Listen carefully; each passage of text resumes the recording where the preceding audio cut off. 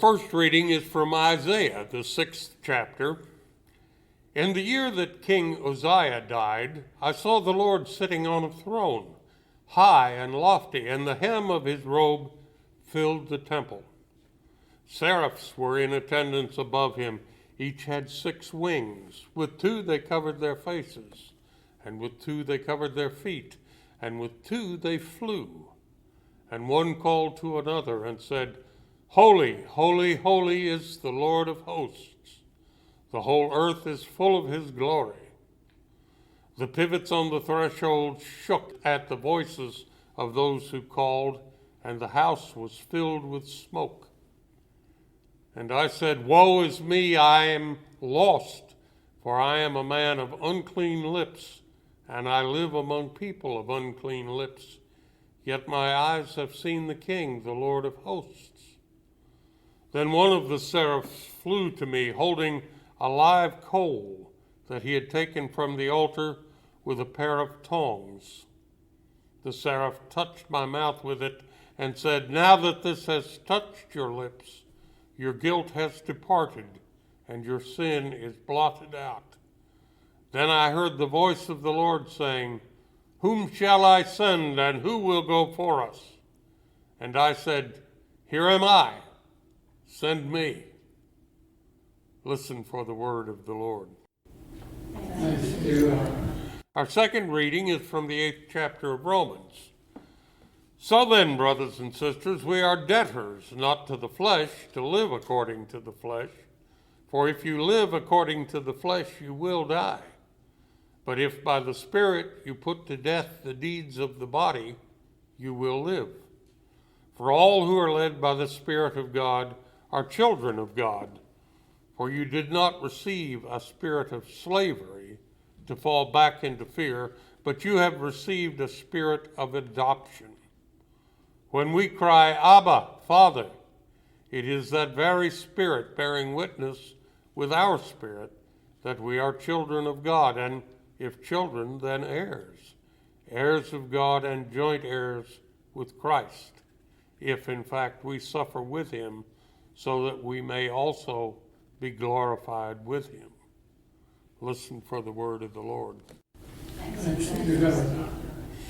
I meant to bring the book, I Thought My Father Was God, which was published a number of years ago by National Public Radio, and read to you out of it because I contributed to it. It's a little story that I contributed to them. Just bear with me for a minute. My second cousin's name was Farrell. He suffered from uncontrollable epilepsy and lived in a small brown room at the back of his mother's house. There was little hope for epileptics in those days, and he never held a job. Twice a week, he walked a block and a half to the Bluegrass Grill and bought a strawberry pie. Other than that, he seldom left the house. When I was young, I saw Farrell only once a year. On Christmas Day, we would all pile into the Plymouth and drive to his mother's house to give them a fruit cake. Farrell would come out of his room and try embarrassingly hard to make polite conversation with us.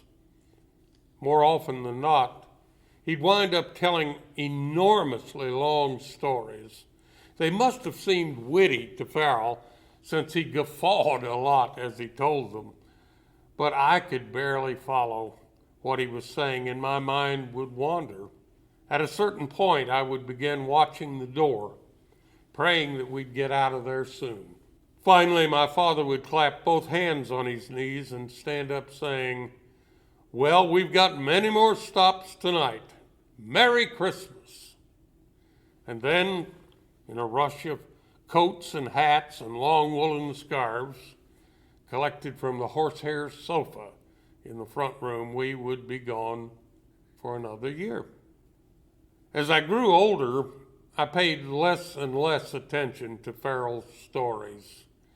They washed right over me, with no more effect than the blare of the television his mother kept running the whole time we were there. Farrell's voice became just one more noise to be endured until that blessed clap on the knees that signaled my salvation for another year. Eventually, the visits stopped. I went to college, graduated, and came back, but there didn't seem to be the same need to deliver fruitcakes anymore. Without the visit, Farrell disappeared from my world. He was a childhood memory for me rather than a living human being.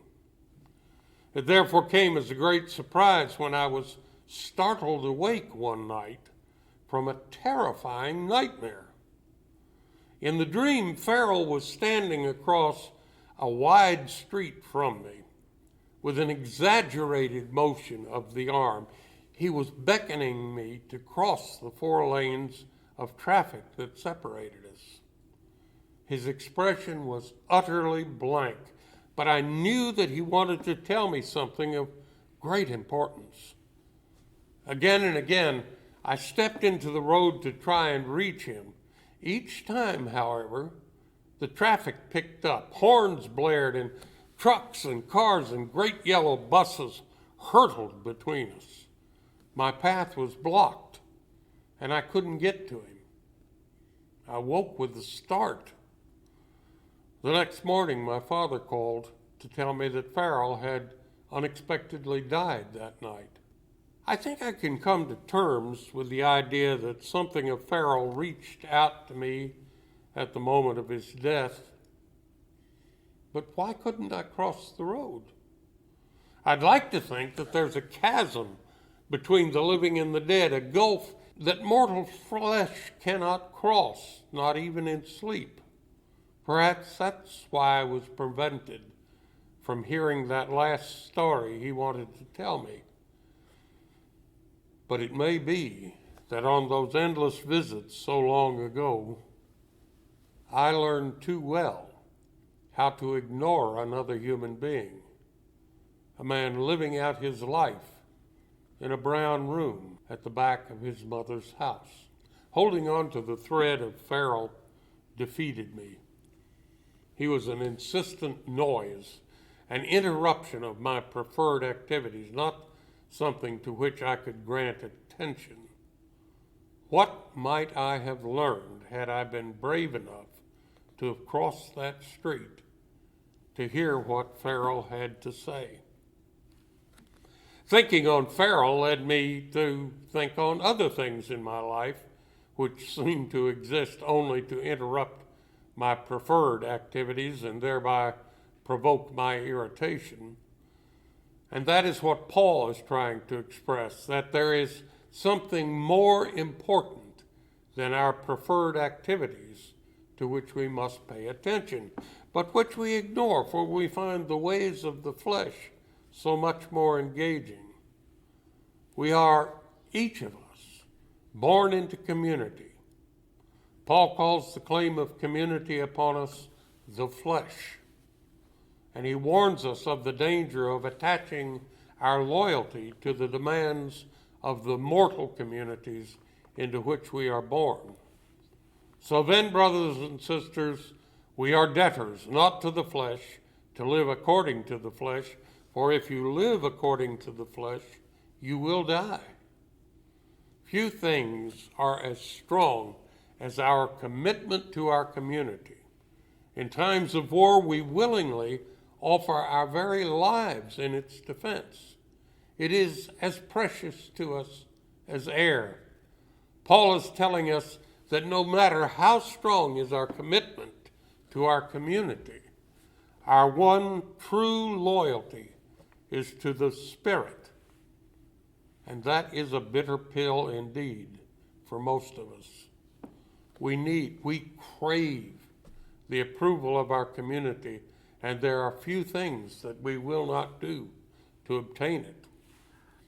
Paul tells us that there is another entity which has a higher claim on our loyalty, and that our very lives depend on paying attention to the Spirit.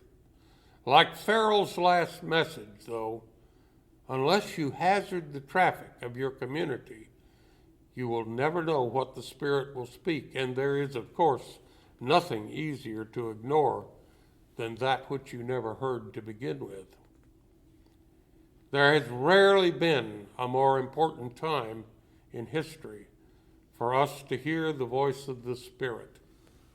Our community is besotted with violence. If there is one generalization you could make about movies and television dramas, it is that the conclusion will involve someone being shot and killed. It is the American way. It is the belief of our community that evil can only be overcome by greater evil. It is madness, church, as Paul warns us, for if you live according to the flesh, you will die. We choose death over and over again, and did so again last night, 3 dead. I intended to look up the number of violent deaths the past year, but then I realized that'd just be a number. A meaningless number we might cluck our tongues over. Numbers have no blood in them. We need something more real, something like the death of Aiden Leos, which unmanned me last Sunday. When the bullet struck Aiden, he cried out to his mommy, "My tummy hurts," because that's what you do when your tummy hurts. You tell mommy, and she makes it better. But she could not. She could only hold her precious child as he died. This is the price of attending to the word of the flesh. This is what comes of embracing as your own the sins of the community. This is the price of failing to attend to the word of the Spirit. The voice of the community, the voice of the flesh, has no conscience and will take revenge upon all who speak against it.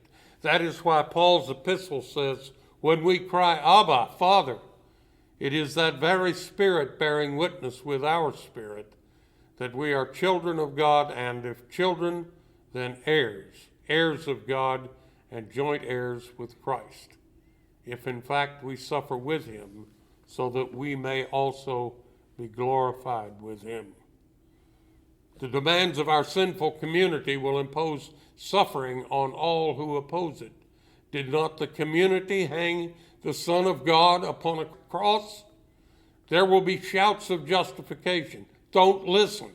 Don't listen, church. Listen to Aiden's cry to his mommy. Amen. A final thought. I want to invite you to walk with me into an ancient chapel. In the dimness inside, to our left, is the statue of Jesus, known as Christ the Redeemer, on top of a mountain in Brazil. Christ's hands are outstretched in blessing to all the people of the world. Before him is a kneeler and an altar.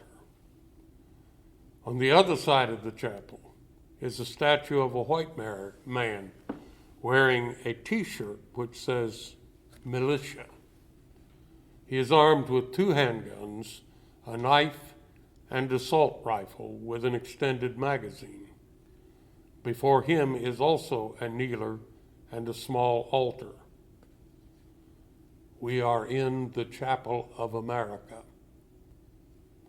Our people, our community, seem bent on worshiping death and violence, and I'm sure it seemed that way to Paul as well. The question I will leave with you is this: when Aiden cries, who will answer? Isaiah answered, "Then I heard the voice of the Lord saying, 'Whom shall I send? And who will go for us?' And I said, 'Here am I, send me.'" Till we meet again, the Lord bless you and keep you. The Lord make his face to shine upon you and be gracious to you. The Lord lift up his countenance upon you and give you peace. And God's people said, "Go in peace."